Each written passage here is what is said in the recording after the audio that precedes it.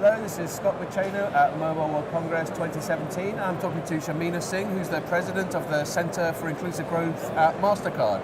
So, Shamina, tell me a little bit more about financial inclusion as a general concept. Sure, and thanks for having me, Scott. It's a pleasure to be here. Financial inclusion is a really important topic, especially when you're at a place like this, like the Mobile World Congress.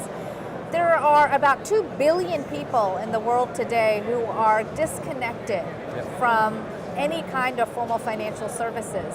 And when you're a company like Mastercard and you think about technology as an enabler, and you also think about a world beyond cash, we want to make sure that we're doing everything we can to get those people connected up into the formal financial economy. And that's quite topical. I've been reading recently about an initiative from the Prime Minister of India trying to sort of digitize the whole economy, which is, India's largely a cash economy, I understand. Right. So there's some quite ambitious stuff going on in this area. Right. Well, if you think about it, 85% of the world's transactions are still done in cash. So we have an enormous amount of work to do. The demonetization work that's happening in India with Prime Minister Modi is very, very interesting. And there's a lot going on in the space. In fact, as part of that effort, we launched the first interoperable platform with QR codes to allow buyers and sellers to transact using something as simple as their phone and a QR code to buy and sell merchandise or services. So it's happening in India in a major way.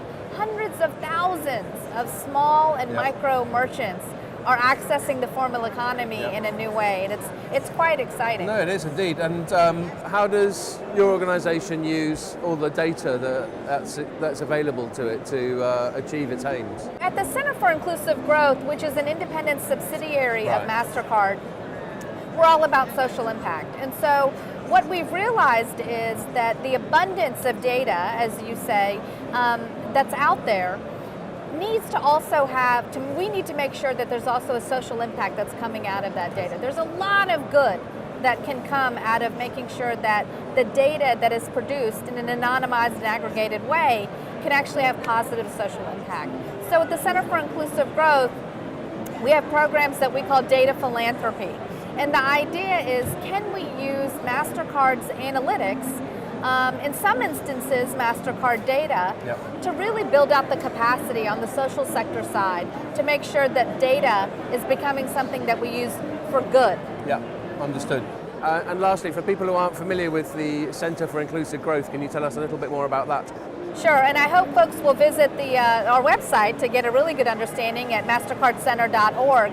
But essentially, it's a place where we're taking the best practices and all of the learnings around financial inclusion and bringing them together around research, around practitioner, around data philanthropy work. And we're saying, look, this is a place for everybody to come, share their learning, share their knowledge, and engage with us in such a way that we can move from financial inclusion to inclusive growth, which is where we all want to end up at the end of the day. That's really interesting. Thank you. Thank you.